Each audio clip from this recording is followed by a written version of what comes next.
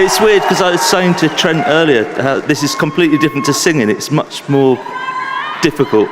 I'd like to thank Trent for such a lovely induction speech. What happens when the world misunderstands your truth? For over 40 years, Robert Smith never chased fame, yet became a global icon. He never asked to lead a movement, but shaped one from the shadows. And in the process, he gave a voice to the quiet, the broken, the beautifully strange. A man stands quietly off stage, surrounded by cables and silence. A crowd waits, but he doesn't rush. He never has.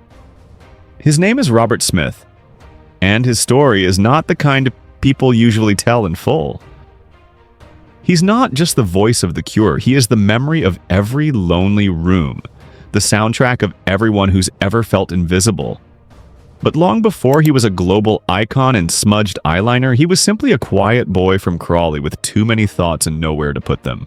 Born in 1959 in Blackpool, Robert's early years were marked not by drama, but by movement.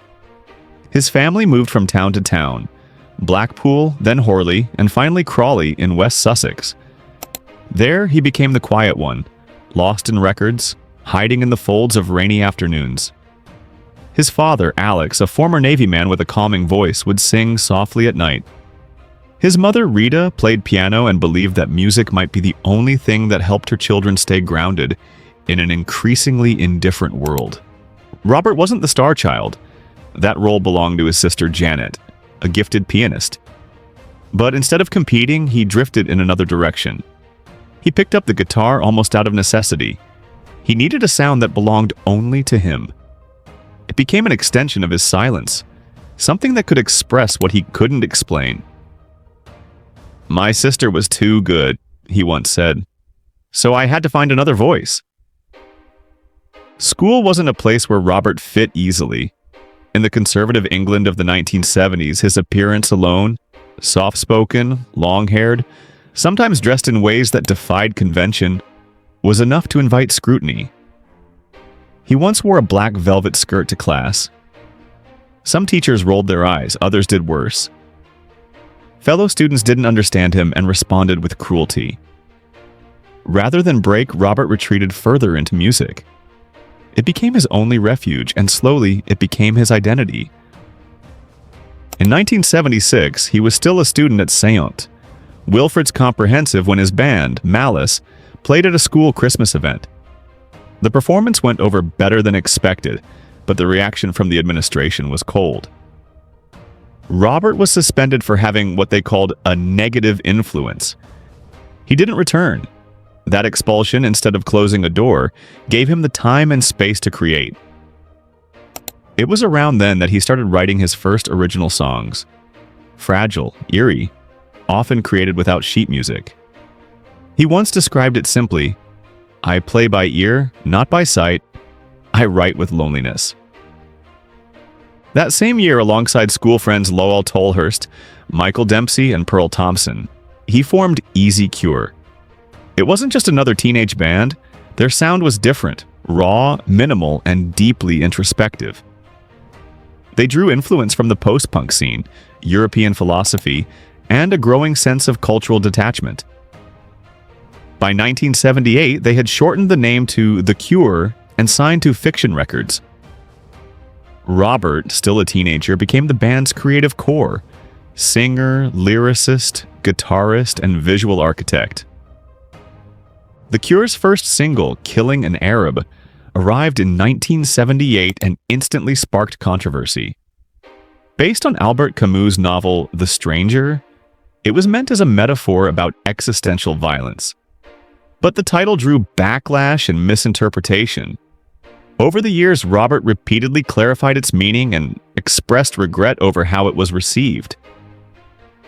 "Had I known what people would assume," he said, "I'd have chosen a different title." It was an early lesson in how intention can be twisted, especially in the spotlight. In 1979, the band released their debut album, Three Imaginary Boys, a stripped-down, emotionally sharp record filled with tension, irony, and detachment. But it was only the beginning. What followed was a series of albums that carved out a new emotional space in modern music.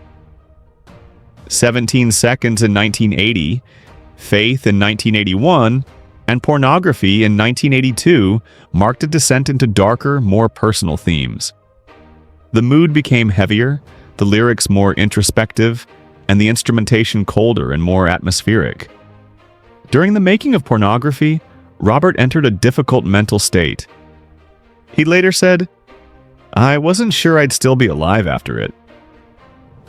The recording sessions were intense and claustrophobic. Tensions in the band reached a boiling point. In 1982, on tour in Europe, a fight broke out backstage in Strasbourg between Robert and bassist Simon Gallup. It was the culmination of months of stress, substance use, and creative pressure. After the show, the band temporarily dissolved. The Cure had only released 3 full albums, but already it seemed like their future was uncertain. Robert, however, didn't abandon music. He took a step back, reassessed, and began rebuilding, slowly, deliberately. Decades later, that moment still lingers. Today, Robert Smith is in his mid-60s, and he's never left the Cure. In fact, he's led them through decades of shifting styles and changing lineups without ever chasing trends. His relationship with the band has always been rooted in something deeper than just success. In 2018, they celebrated their 40th anniversary with a sold-out concert in Hyde Park. Over 65,000 people showed up, not just to hear old songs, but to see an artist who never stopped being himself. Even as streaming reshapes the music industry, Robert remains deliberate. In 2022, The Cure released Songs of a Lost World, their first new album in over 15 years. Recorded in Rockfield Studios, the album was shaped in part by personal grief, especially the loss of Robert's brother, and reflected on themes of isolation, aging, and impermanence. It resonated deeply, reaching #1 in the UK and earning praise for its stark honesty. In June 2025, they followed it up with Mixes of a Lost World, a remix album featuring electronic producers like Fortet and Orbital, with all royalties donated to War Child UK. Robert has also become an outspoken critic of industry exploitation. In 2023, when ticket prices soared under dynamic pricing models, he intervened directly. He pressured Ticketmaster into issuing refunds for excessive fees, stating, "If people save money on tickets, they'll spend it at the venue." It wasn't a marketing strategy, it was a reflection of the values he's carried for decades. Throughout it all, Robert has kept his private life just that, private. He's been with the same partner, Mary Poole, since the early days of The Cure. They married in 1988 and never had children, preferring to live quietly, outside the headlines. He doesn't chase awards. He doesn't give in to nostalgia. He performs because he still has something to say. For someone once pushed aside for being different, Robert Smith became a voice for those who never quite fit in. But his story doesn't end here. In fact, it's only just beginning. Robert re-emerged into the spotlight in 1982, battle-worn from the darkness of Pornography and the internal collapse with Simon Gallup. Rather than retreat, he sought refuge and revival through detours, joining Susie and the Banshees on guitar and diving into the glove with Steven Severin. These creative detours weren't escape routes, they were crucibles. Through them, his perspective widened, laying the groundwork for a rebirth of The Cure. In 1983, when he finally returned to his own band, he wasn't just a guitarist onto a stage, he was a survivor prepared to rewrite everything.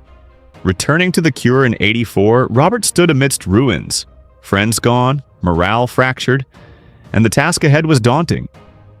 Still, he gathered each frayed thread and pieced a new iteration of the band, infused with raw emotion and depth. The Head on the Door arrived in 1985, offering something unexpected: beauty woven into melancholy. It was the first time their despair felt almost luminous. With songs like In Between Days, pain became something you could move to, and suddenly The Cure stepped out from Gothic shadows and into the broader spotlight, connecting with audiences across the Atlantic. But it wasn't until Kiss Me, Kiss Me, Kiss Me in '87 that the band truly exploded. This sprawling double album was as unpredictable as Robert's own heart. One moment swelling with funk, the next whispering acoustically, oscillating between soaring guitars and tender vocals. Just Like Heaven emerged as a timeless anthem, merging love, loss, and an aching sense of wonder. The album didn't just sell, it spoke, signing The Cure onto world stages and anchor spots on MTV. Then came Disintegration in 1989. His masterpiece made at 29, composed with a sense that endings were near. Robert once confessed he feared he wouldn't make it past 30, and the album reads like a defiant goodbye. From the aching heart of Pictures of You to the solemn vow of Love Song and the atmospheric echoes of Plain Song, every track traces a spectrum of love, dread, and surrender. It stormed the charts, sold millions, and cemented him as a profound voice in rock history. Between 1989 and 1992, The Cure seemed unstoppable. The Prayer Tour was a global spectacle. Robert's image became iconic, and his face symbolized Gothic pop culture around the world. Yet at the same time, he retreated further into himself. In a decade dominated by excess and spectacle, he refused to chase flash and fortune. He avoided sprawling mansions, steered clear of commercial branding, and held fast to a simple principle: only write when it matters. And because of that raw sincerity, each song felt intimately personal, reverberating with truth. Amidst the highs, Robert's personal life remained steadfast. He and Mary Poole met in 1972 at school. Friends first, then partners, staying connected even as he navigated early expulsions and the chaos of rock life. They became a couple in 1976, married in 1988, and deliberately chose not to have children. As Robert said, he couldn't ask to raise a child when he still felt so fragile himself. So instead, he poured his devotion into songwriting. Love Song wasn't just a track, it was a vow, a flagship of loyalty in a world that often forgot what that meant. But steadiness didn't exempt him from inner turmoil. Depression, restless nights, and anxiety shadowed his life. At times, he vanished from the public eye, retreating into studio walls where his voice could erupt without scrutiny. While others craved the spotlight, Robert only appeared because The Cure demanded it. At home, the real sanctuary was Mary, cups of late-night tea, and the unfinished draft of a song waiting for morning's light. If The Cure was a journey, Mary was the constant waypoint, untouched by fame, unscathed by his storms. Conflict wasn't always external. In 1982, the tension had exploded in Strasbourg, where Robert and Simon's backstage confrontation became literal. But worse still was the quiet unraveling with Lol Tolhurst, a founding member whose descent into alcoholism began to damage everything they'd built. When Robert finally decided to dismiss him, it was heartbreaking. Letting go of a brother to save the band's soul. It wasn't a betrayal, it was survival. And then there was the earlier controversy over Killing an Arab, a song that haunted him for years. Born from existential introspection, it was twisted by some into something hateful. Since 1978, Robert had played cleanup, explaining and defending a metaphor that had become misread. He never vilified listeners but defended his intent, because a misunderstanding shouldn't snowball into character assassination. Through all of this, Robert exemplified one truth: authenticity demands discomfort. The Cure has weathered nearly 5 decades without scandals or the hollow trappings of fame. But that doesn't mean the path wasn't littered with raw wounds. The fractures, fights, and heartbreaks didn't define him. They refined him. He could have walked away, plenty did, but he stayed in the darkness long enough to shape it into something powerful. When controversy struck again over Killing an Arab, Robert didn't get defensive. He clarified the intent behind the lyrics and quietly asked for understanding. He explained he wished he'd picked a different title, but never intended to hurt anyone. That moment wasn't just damage control. It revealed a man unwilling to surrender to misunderstanding. And yet rumors didn't fade. Critics accused him of styling his look, black clothes, smeared eyeliner, wild hair, as a marketing ploy. But that appearance goes back to his teenage bedroom, not a press release. That's who he was long before stages existed, before any spotlight found him. Then came another whisper. Simon Gallup's shocking anecdote in Mark Hoppus's memoir, describing an awkward moment backstage after Wembley in 2004. Even lighthearted stories like that can spark media fire. Another reminder that nothing about Robert remains straightforward. But he never responded, perhaps because he knows the world will always spin stories about him, with or without his input. For over 40 years, Robert has been at the center of noise. Not because he sought it, but because he refuses to conform. He'd rather risk a friendship, lose a deal, or be misunderstood than betray his own truth. And maybe it's precisely that stubborn integrity that keeps him standing here, 2 decades after Disintegration, strumming those haunting chords under bright lights. Robert didn't invent Gothic rock, but he ensured it lived on. His look, that distant stare, the lingering melancholy, they didn't have to scream to land. Teenagers dressed all in black, tear-streaked and hopeful, found reflection in his words. But his influence runs deeper. Artists from Trent Reznor to Billy Corgan, from Placebo to Interpol, all cite him for teaching them that vulnerability isn't weakness, it's power. He showed the world that songwriting isn't a product to be sold, it's a map of your heart. His words, music isn't something to sell. Music is what keeps me from disappearing. Carry the weight of someone who has looked into the void and pushed back. When The Cure was inducted into the Rock and Roll Hall of Fame in 2019, the cameras expected pomp. Instead, Robert answered a reporter's question with deadpan honesty. Not as much as you do. That moment cut through the artifice and instantly became a meme. Not for being flashy, but for being real. It captured the very essence of who he's always been. A man who never needed stagecraft because the truth he carried was compelling enough. Decades later, his image, once mocked by fashion critics, became aspirational. Smudged lipstick looks now grace magazine covers, tattoos, and runway shows. It's a quiet rebellion on display. And beyond the style, his legacy lives in every person who found solace in Pictures of You or Love Song. When those songs echo in twilight venues, they don't just play, they heal. They say, you matter, even in your darkness. That's why calling him a musician falls short. He's a voice for the unspoken, proof that difference can be embraced, and a reminder that honesty can outlast any trend. Now in his mid-60s, Robert's frame has grown leaner, his once voluminous hair now salt and pepper thin, but he hasn't let style fade. He still lines his eyes, wears that same oversized coat and scuffed boots, but now his presence speaks of quiet wisdom, not youthful defiance. After 16 years without new music, Songs of a Lost World emerged in 2024.